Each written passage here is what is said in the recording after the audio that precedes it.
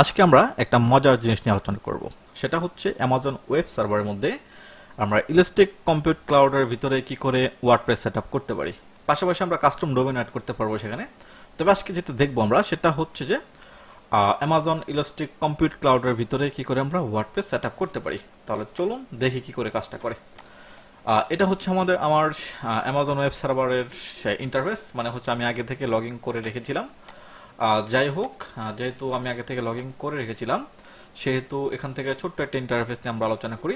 সেটা হচ্ছে অ্যামাজনের যে সার্ভিস আছে সেই সার্ভিসে ক্লিক করলে এখানে আমরা অ্যামাজনের সব ধরনের সার্ভিস দেখতে পারবো। আর মূলত আমরা জানি অ্যামাজন মানে সচরাচর ডাটাবেসের জন্য ব্যবহার করা হয়।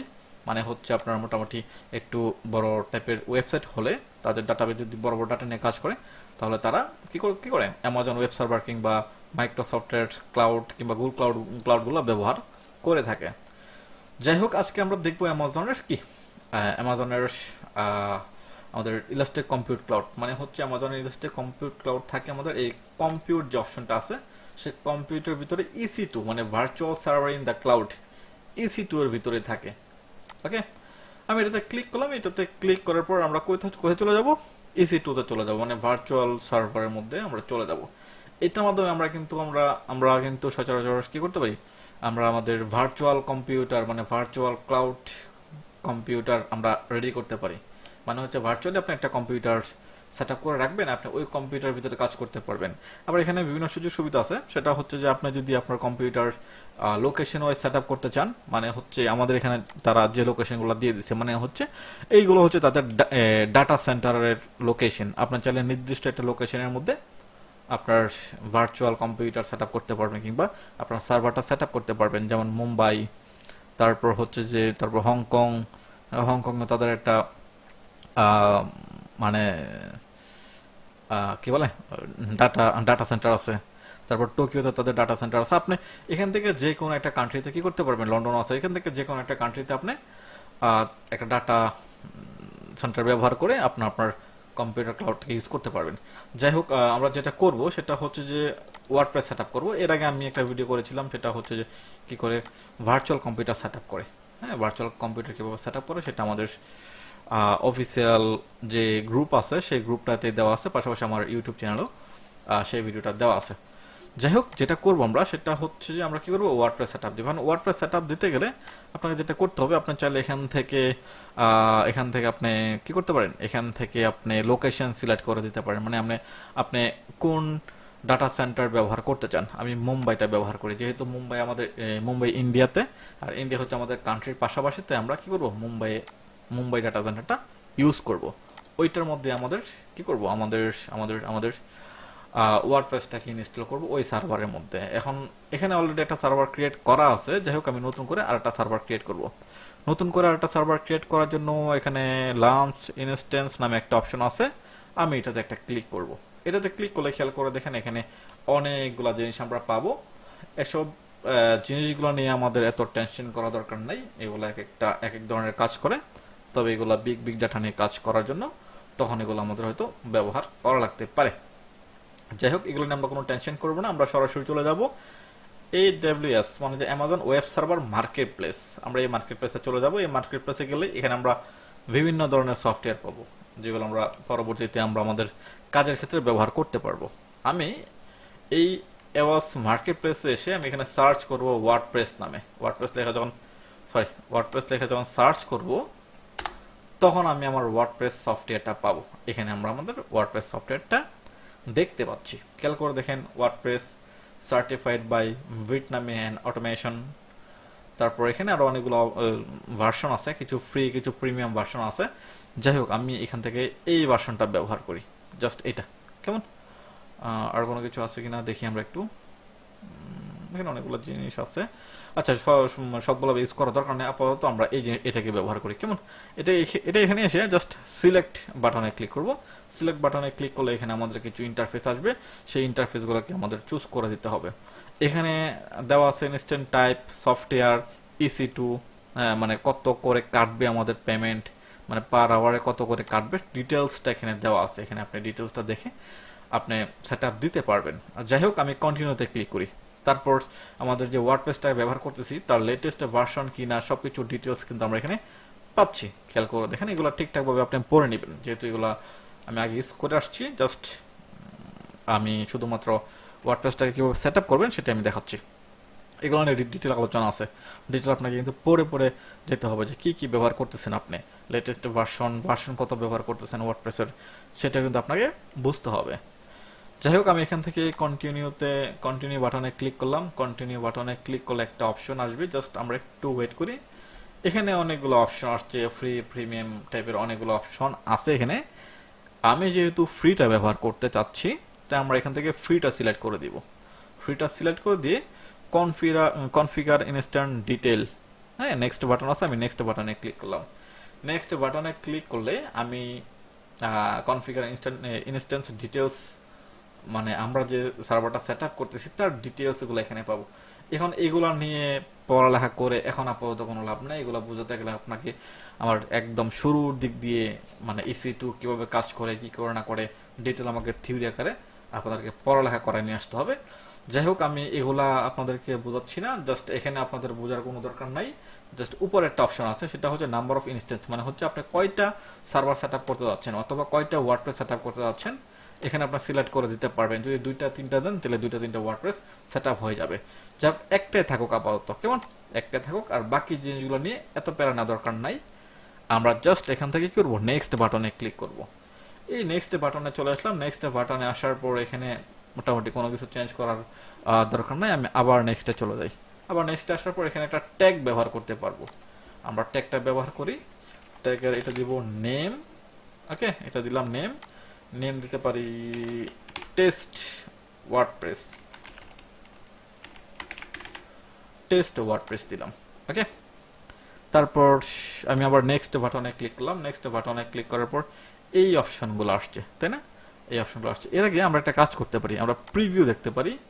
প্রিভিউটা কিভাবে, এইখান থেকে প্রিভিউ অ্যান্ড লঞ্চ, জাস্ট এখানে ক্লিক করি। এখানে ক্লিক করলে আমি প্রিভিউগুলো দেখতে পারবো যে আমি কি কি সেট আপ করছি। আপনার ডিটেইলগুলো এখানে দেখতে পারবেন, স্টোরেজগুলো দেখতে পারবেন, কত জিবি স্টোরেজ আপনি ব্যবহার করছেন, কি ট্যাগ আপনি ইউজ করছেন। হ্যাঁ, ইনস্ট্যান্স ডিটেলস আপনি দেখতে পারবেন, ইনস্ট্যান্ট ডিটেলসে কি কি আপনি সেট আপ করছেন, ডিটেলটা আপনি এখানে দেখতে পারতেছেন। খেয়াল করে দেখেন, টোটালি ডিটেল জিনিসটা আপনি এখানে দেখতে পারতেছেন। তারপর ভ্যালু দিয়ে দিচ্ছি আমরা টেস্ট ওয়ার্ডপ্রেস। যাই হোক, আমরা লঞ্চ বাটনে ক্লিক করি। আমি এটাকে লঞ্চ করি। লঞ্চ করার পর এখানে একটা অপশন আসছে, সেটা হচ্ছে যে ক্রিয়েট এ নিউ কি পেয়ার। আমাদেরকে একটা কি সিলেক্ট করতে হবে, কি জেনারেট করতে হবে, যে কিটা পরবর্তীতে আমাদের লাগবে।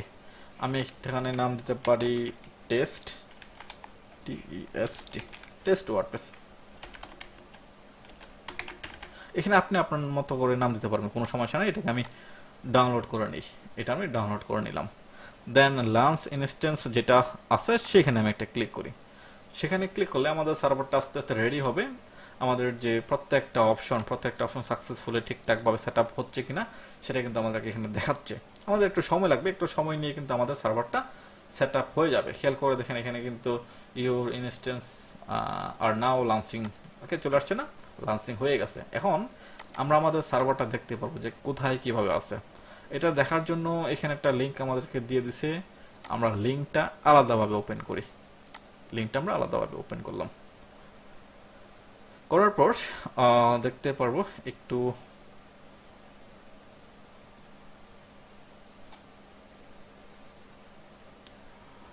এইখানে আমাদের আসছে ইনস্ট্যান্স আইডি আসছে, ইনস্ট্যান্স স্ট্যাটাস রানিং আসছে, তারপর স্ট্যাটাস চেক। আমাদের স্ট্যাটাসটা একটা গ্রিন বাটন আসবে, আমাদেরকে একটু ওয়েট করতে হবে। একটু ওয়েট করলেই মোটামুটি আমাদের কাজটা হয়ে যাবে। তবে আমি একটু আলোচনা করে ফেলি। সেটা হচ্ছে আমাদের যে সার্ভারটা আছে সেই সার্ভারটা সিলেক্ট করার পর তার ডিটেল জিনিসগুলো কিন্তু আমরা এখানে পাবো।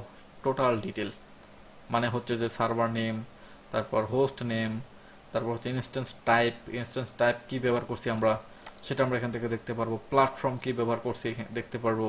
তার প্ল্যাটফর্ম ডিটেল লিনাক্স ব্যবহার করছি আমরা, সেটা আমরা এখানে দেখতে পারতেছি।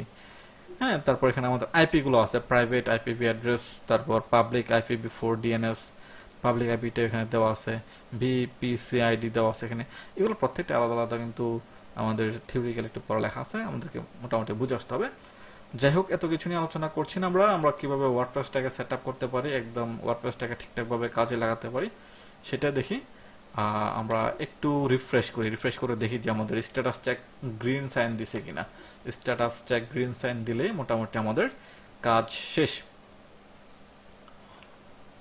ওকে, একটু সময় নিচ্ছে, আমরা একটু সময় নেই, একটু সময় নিয়ে ওয়েট করি, কেননা সার্ভারটা রেডি হতেও মোটামুটি 5-10 মিনিট অনেক সময় সময় লেগে যায়, অনেক সময় 15-20 মিনিট সময় লাগে। যাই হোক, অনেক সময় খুব দ্রুত হয়ে যায়, যেহেতু আমাদের এখানে একটু সময় নিচ্ছে, আমরা একটু সময় নিই। এটা green sign status check green sign না আসা পর্যন্ত আমরা এটাকে কাজ করতে পারবো না। আমাদের ইনস্ট্যান্ট স্ট্যাটাস রানিং আছে, তবে স্ট্যাটাস চেক গ্রিন আসতে হবে, মানে এটা স্ট্যাটাস চেক গ্রিন আসে মানে হচ্ছে আমাদের সার্ভার পুরোপুরি রেডি, তখন আমরা আমাদের সার্ভারটাকে কি করতে পারবো, ব্যবহার করতে পারবো। এর আগে একটু আলোচনা করে ফেলি, সেটা হচ্ছে যে আমরা যখন আমাদের ওয়ার্ডপ্রেসটাকে ওপেন করব, তখন আমরা আমাদের ওয়ার্ডপ্রেসটাকে আইপি অ্যাড্রেস দিয়ে ওপেন করব। যেমন এখানে আমাদের আইপি আছে, এই পাবলিক যে আইপিটা আছে, এই পাবলিক আইপিটা দিয়ে আমরা আমাদের ওয়ার্ডপ্রেসটাকে কি করব, ওপেন করব। আমি দেখি একবার ট্রাই করে যে এটা ওপেন হচ্ছে কিনা। জাস্ট একটু রিফ্রেশ করি, রিফ্রেশ করলে এই তো আমাদের ওয়ার্ডপ্রেসটা কিন্তু ওপেন হয়ে গেছে, মানে হচ্ছে আমাদের ওয়ার্ডপ্রেসটা কিন্তু রানিং হয়ে গেছে। আমরা যখন ওয়ার্ডপ্রেসটাকে সেট আপ দেই, বাই ডিফল্ট কিন্তু এরকম একটা ইন্টারফেস দেখায়, মানে বাই ডিফল্ট থিমটা। খেয়াল করে দেখেন, আমি এখানে এসে একটু রিফ্রেশ করি, দেখি এটার কি অবস্থা স্ট্যাটাস চেকের।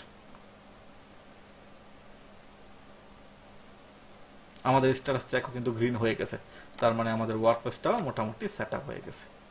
এখন আমরা তো ওয়ার্ডপ্রেস সেট আপ দিলাম, তার কোথায়, তার হচ্ছে অ্যাডমিন প্যানেলে আমরা কিভাবে ঢুকতে পারি। আমরা তো জানি যে একটা ইউআরএল থাকে, ইউআরএল এর লাস্টে দিয়ে আমাদেরকে লিখতে হয় ডাব্লিউপি অ্যাডমিন, তাই না? ডাব্লিউপি অ্যাডমিন লিখলাম, ডাব্লিউপি অ্যাডমিন লিখলে কিন্তু আমাদের ইউজার প্যানেলটা চলে আসছে, অ্যাডমিন প্যানেলটা চলে আসছে, মানে অ্যাডমিন প্যানেলে লগ ইন করার অপশনটা চলে আসছে। অ্যাডমিন প্যানেলের ইউজার নেম হচ্ছে ইউএসইআর, ইউজার, আর তার পাসওয়ার্ডটা আমাদেরকে জেনারেট করে নিয়ে আসতে হবে।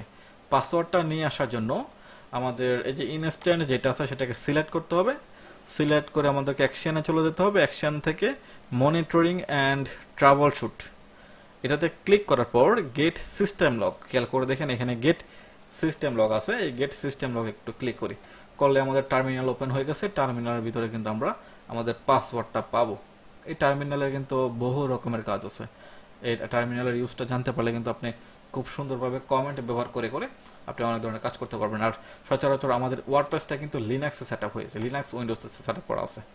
খেয়াল করে দেখেন এখানে কিন্তু চলে আসছে পাসওয়ার্ড, এই পাসওয়ার্ডটা আমি কপি করব, জাস্ট এই পাসওয়ার্ডটা আমি কপি করি, আর আমাদের ইউজার নেম জাস্ট ইউজার, এটা বাই ডিফল্ট ইউজারই থাকে।